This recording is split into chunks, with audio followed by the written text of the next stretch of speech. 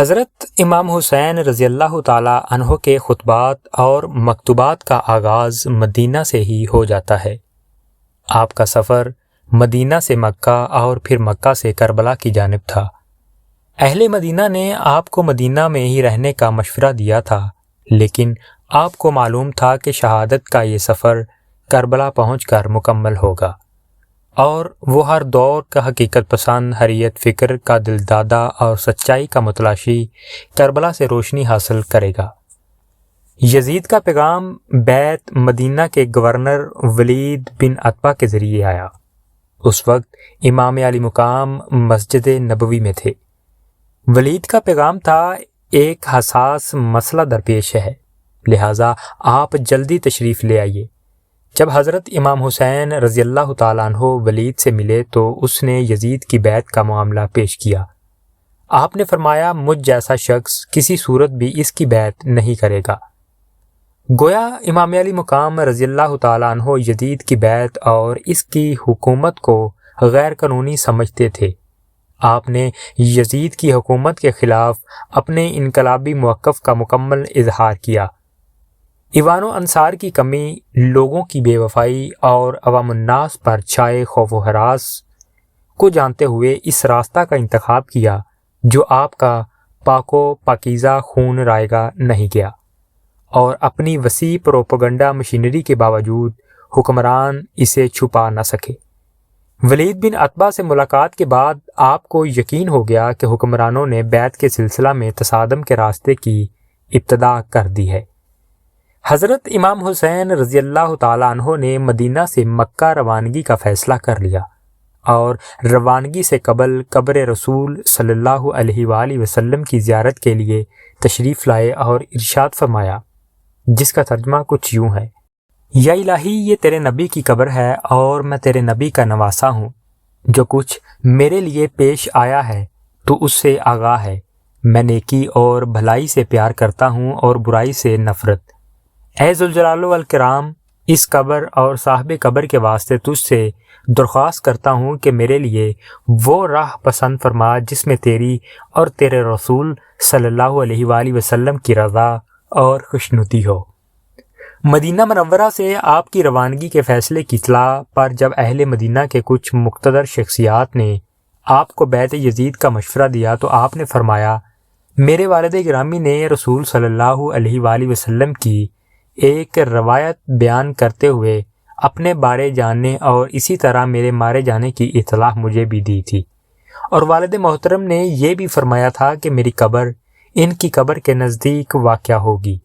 کیا آپ یہ سمجھتے ہیں کہ جو چیز آپ کو معلوم ہے میں اس سے بے خبر ہوں؟ خدا کی قسم، میں کبھی ذلت اور پستی برداشت نہیں کروں گا، اور جب میری والدہ فاطمہ الزہرا رضی اللہ تعالی عنہا روز قیامت اپنے والد سے ملیں گی تو ان کے حضور اس سلوک کی شکایت کریں گی جو امت رسول نے اولاد فاطمہ الزہرا کے ساتھ روا رکھا، اور جو کوئی اولاد فاطمہ الزہرا کو اذیت پہنچا کے جناب فاطمہ الزہرا رضی اللہ تعالی عنہ کو رنجیدہ کرے گا وہ ہرگز جنت میں داخل نہ ہو سکے گا۔ ام المؤمنین حضرت ام سلمہ کو آپ رضی اللہ تعالی عنہ کے سفر کی اطلاع ملی تو وہ فرمانے لگیں، اس طرح عراق کی سمت روانہ ہو کر مجھے غمگین نہ کیجیے، کیونکہ میں نے آپ کے نانا رسول خدا صلی اللہ علیہ وآلہ وسلم سے سنا ہے، انہوں نے فرمایا تھا کہ میرا فرزند حسین سرزمین عراق میں کربلا پر شہید کیا جائے گا۔ آپ نے جواب دیا، اے اماں، یہ نہ سمجھیے کہ اس معاملے میں صرف آپ آگاہ ہیں، میں خود آپ سے زیادہ واقف ہوں کہ میں ظلم و ستم اور دشمن کے نتیجے میں مارا جاؤں گا اور میرا سر تن سے جدا کر دیا جائے گا۔ اللہ عز و جل نے چاہا کہ میرے اہل حرم اور رشتہ دار بے وطن ہوں، میرے بچے ذبح ہوں، قیدی بنائے جائیں اور انہیں زنجیروں میں جکڑا جائے، اور وہ مدد کے لیے پکاریں اور کوئی ان کا ناصر و مددگار نہ ہو۔ معزز سامعین، مدینہ سے مکہ کی جانب روانگی کے وقت آپ نے وصیت نامہ تحریر فرمایا اور مہر لگانے کے بعد اسے اپنے بھائی محمد حنفیہ رضی اللہ تعالیٰ عنہ کے سپرد کر دیا۔ بسم اللہ الرحمن الرحیم۔